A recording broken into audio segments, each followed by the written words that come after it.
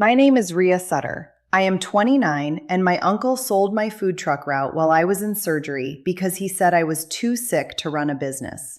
He did not know the city permit, commissary contract, and route license were all in my name, and the buyer called me before paying the final $22,000. Before I tell you how the city clerk changed the room, you need to understand what the route meant to me. It was not just money. It was time, discipline, and the part of my life I built without asking my family to clap for it. For 3 years, I had been the reliable one. I was the one who answered late calls, remembered appointments, made copies, checked totals, and stayed calm when other people made messes they wanted to rename as emergencies. That calmness became dangerous in my family. They mistook it for permission. They thought because I did not shout, I would not object.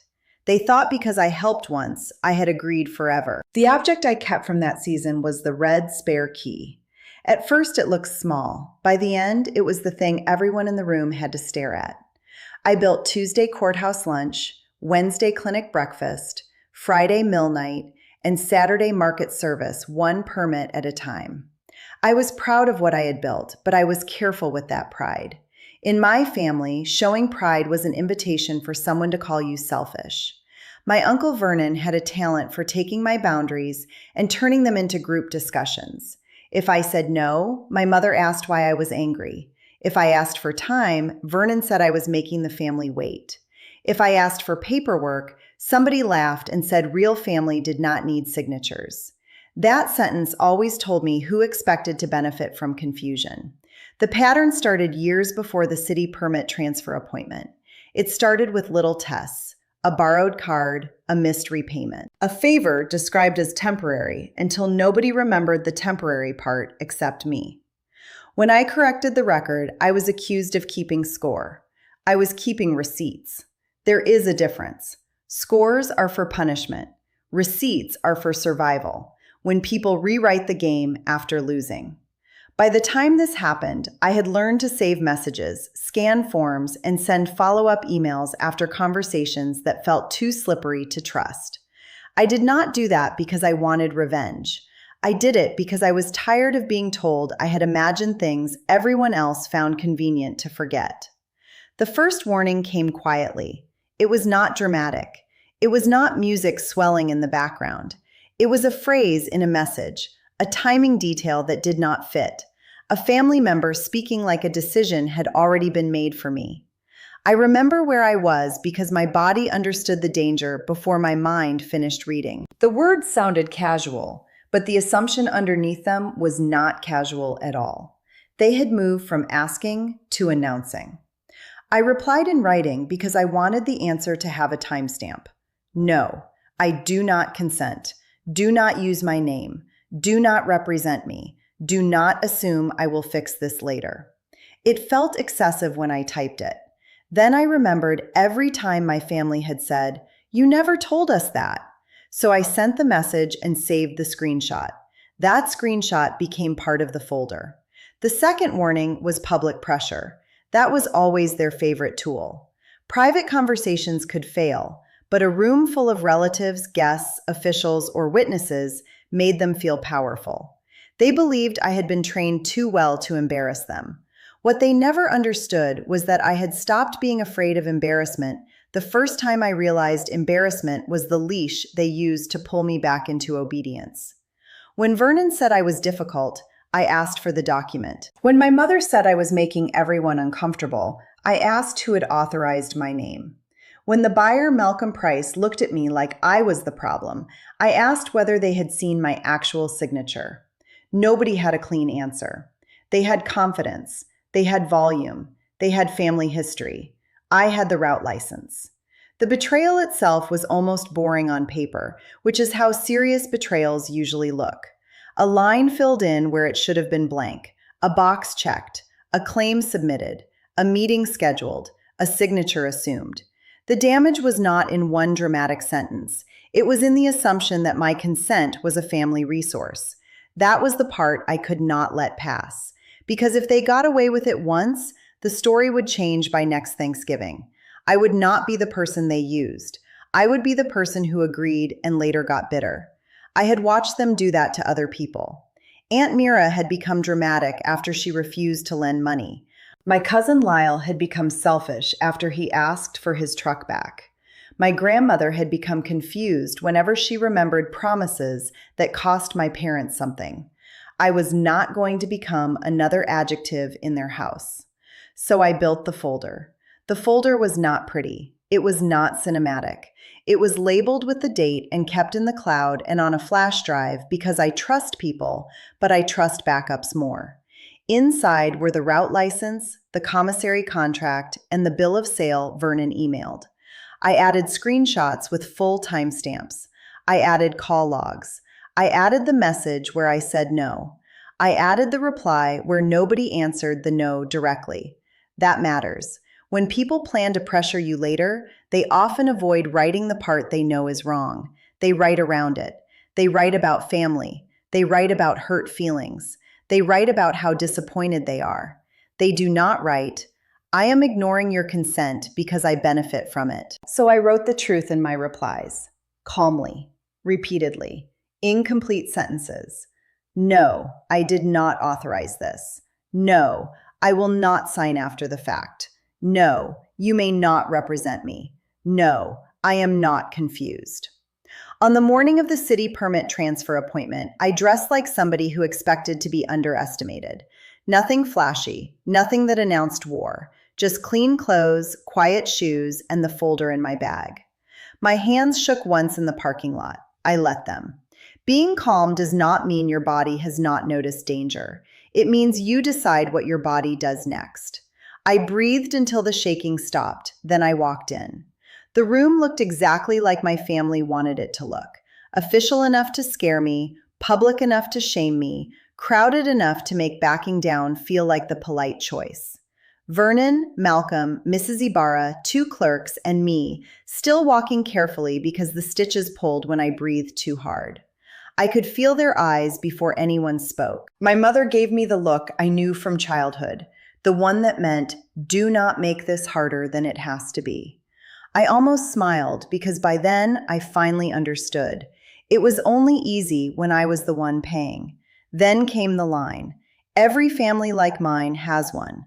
A sentence polished by entitlement until it sounds reasonable to outsiders. Family business. I manage things for her. The room accepted it for half a second. That half second mattered. That was the window where the old me would have swallowed my correction because correcting it felt rude. I did not swallow it. I said, that is not true. My voice was not loud. It did not need to be. Quiet truth lands harder in a room that expected performance. Vernon sighed like I was exhausting. My mother shook their head like I was breaking a sacred rule. But the city clerk looked at me, not at them. That was the first moment I felt the room tilt. The city clerk, Mrs. Ibarra, asked one simple question. Do you have proof? Not feelings, not family history, not an explanation of why I was hurt. Proof. I took out the red spare key and the folder. There is a sound paper makes in a quiet room when everyone realizes the conversation is about to stop being emotional. I have loved that sound ever since. I handed over the first document, then the second, then the third. Nobody interrupted while the city clerk read. That was new. My family had interrupted my whole life. They had interrupted my grief, my sleep, my work, my plans, my answers. They could not interrupt a document in someone else's hands. The first document showed the date. The second showed the account, permit, title, filing, or signature that belonged to me. The third showed the lie. It is strange how small lies look once they are printed. At home, a lie can fill a whole kitchen. It can make a daughter doubt herself. It can make relatives nod along because nodding costs less than honesty. On paper, the same lie becomes a line item. A line item can be checked. The city clerk checked it. The room waited. Vernon tried to speak. The city clerk raised one hand without looking away from the page. That gesture did more for me than years of family conversations. Then the official record entered the story. For the route, the record was clear. The name was mine. The authority was mine. The consent had not been given. The number attached to it was $47,000. I watched that number move through the room. Numbers have a special power in family drama. They take something people want to call attitude and turn it into exposure. Suddenly, this was not about whether I was nice. It was about who had tried to move, sell, pledge, redirect, claim, or use something they did not own. The buyer, Malcolm Price, stared at Vernon differently after that. That stare mattered too. There is a moment in every betrayal when the person helping the betrayer realizes they were also being used. It does not fix everything, but it changes the weather. Vernon tried the emotional version next. After facts failed, feelings became the defense. I was cold. I was embarrassing the family. I was making things legal. I was choosing paperwork over blood. I said, "Paperwork is what people ask for when blood starts lying." That sentence landed harder than I expected. My mother looked wounded, but I had finally learned the difference between wounded and accountable. Wounded asks for comfort. Accountable asks what needs to be repaired. Nobody asked what needed to be repaired. They asked me to stop. That told me everything. Mrs. Ibarra turned her monitor so Malcolm could see the permit screen. That tiny movement ruined my uncle's whole performance. Until then, Vernon had been leaning on charm. He called the clerk sweetheart twice. He called Malcolm buddy. He called me emotional, which is what men in my family said when a woman brought facts they had not prepared for. The screen did not care. Vehicle permit, Rhea Sutter. Commissary approval, Rhea Sutter. Route authorization, Rhea Sutter. Malcolm read each line with his mouth slightly open. I could see the math happening behind his eyes. $25,000 already paid to a man whose name appeared nowhere. Then Mrs. Ibarra asked Vernon for proof of ownership. He held up the spare key. That was his proof. A key I had trusted him with during a tire change. Malcolm laughed once, not because it was funny, but because anger needed somewhere to go before it turned into a lawsuit. The climax was not shouting, it was procedure. That is what people miss about quiet revenge. The satisfying part is not volume. It is watching a system that they thought would pressure you become the system that protects the truth. The city clerk read the relevant line out loud. My name, my right, my refusal, my record. The room could not unhear it. The red spare key came back into my hand near the end, and it felt heavier than before. Not because the object had changed, because I had. I was no longer carrying proof in case they hurt me. I was carrying proof because they already had, and I was done pretending confusion was kindness. The decision was simple after that. The sale collapsed, the buyer demanded his deposit back, and Vernon had to explain why he sold a business he never owned. No thunder, no movie speech, no instant healing. Just a record corrected in public. That was enough. Actually, it was more than enough, because public correction was the one thing my family had tried to avoid by making the pressure public first. They wanted witnesses when they expected me to fold. They got witnesses when the truth stood up. I remember looking around and realizing nobody could return the room to the shape it had before I opened the folder. That is the thing about proof. Once it enters, everyone who keeps lying has to do it on purpose. Afterward, the calls started. Not apologies. Not at first. Explanations. You know how Vernon gets. You know my mother was under stress. You know this could have been handled privately. I said the same thing every time. It was private when I said no. It became public when they ignored me. Some relatives did not like that. They preferred the version where peace meant I absorbed the damage quietly. But peace built on one person's silence is not peace. It is storage. And I was done being the storage unit for other people's shame. The private confrontation came later. It always does. People who fail in public often wait until there are no witnesses to ask for the version of you they could control. Vernon said I had humiliated them. I said, I documented you. My mother said I had changed. I said yes. That answer made them angrier than any speech could have, because change was the one thing they had counted on me avoiding. They had built a whole family system around the assumption that I would stay useful, guilty, and quiet. I had been useful. I had been guilty. I had been quiet. Only one of those was still available, and it was not quiet. The months after were not clean. They never are. I missed people who had hurt me. I questioned whether I had been too hard. I replayed the room at night and imagined softer versions where everyone understood sooner. Then I reread the folder, not because I wanted to stay angry, because I needed to stay honest. Memory becomes gentle when you love the people who harmed you. It starts sanding down the sharp parts so you can sleep. Documents do not do that. Documents say, "This happened." Documents say, "You said no." Documents say, "They continued anyway." That clarity became my medicine. I rebuilt the practical parts first: passwords, contacts, access, locks, forms, permissions. Every place my family had treated as a side door, I closed. Some people call that bitterness. I call it maintenance. A boundary is not a wall built out of anger. Sometimes it is just a door with a working lock. The people who loved me without needing access adjusted quickly. The people who loved access more than me called me difficult. That difference made decisions easier. What surprised me most was the relief. Not joy, not at first. Relief. Relief when the phone rang and I did not answer immediately. Relief when a family text arrived and I waited until after dinner to read it.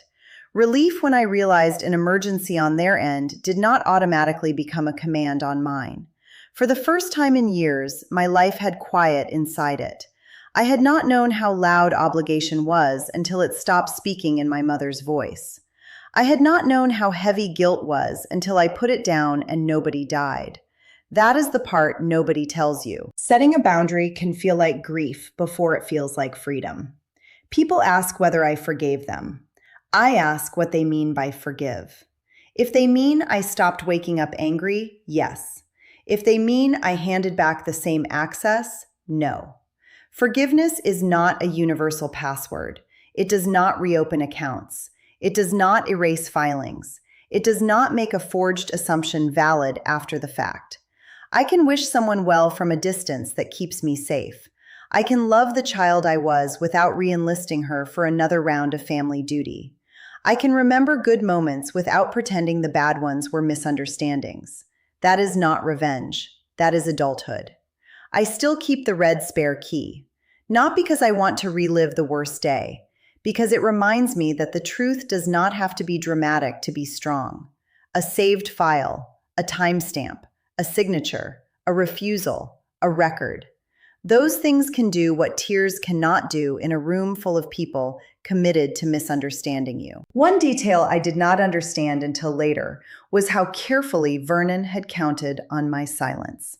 Silence was not a side effect in this plan. It was the plan. They needed me to feel too embarrassed, too tired, or too loyal to name the thing they had done. Once I named it clearly, the entire structure began to shake. That is why the timeline mattered. Dates are not decoration in a story like this. Dates prove what people knew and when they knew it. They show whether a mistake was corrected after notice or repeated after warning. My family wanted everything to feel like one messy misunderstanding. The timeline showed a choice. I also learned that calm does not mean soft. Calm can be the hand that keeps the folder closed until the right person is in the room. Calm can be the voice that says the same sentence twice without apologizing for it. Calm can be the reason nobody gets to distract you with tone when the facts are finally ready. The hardest part was not proving the document. The hardest part was accepting that proof was necessary. There is a small grief in realizing your own family will not believe your no unless a stranger with a badge, title, desk, or official email address repeats it back to them. I let myself feel that grief later, not in the room, later. After the decision, I made one promise to myself. I would never again confuse being needed with being loved. Need can be urgent, loud, flattering, and cruel. Love can accept a boundary without treating it like betrayal.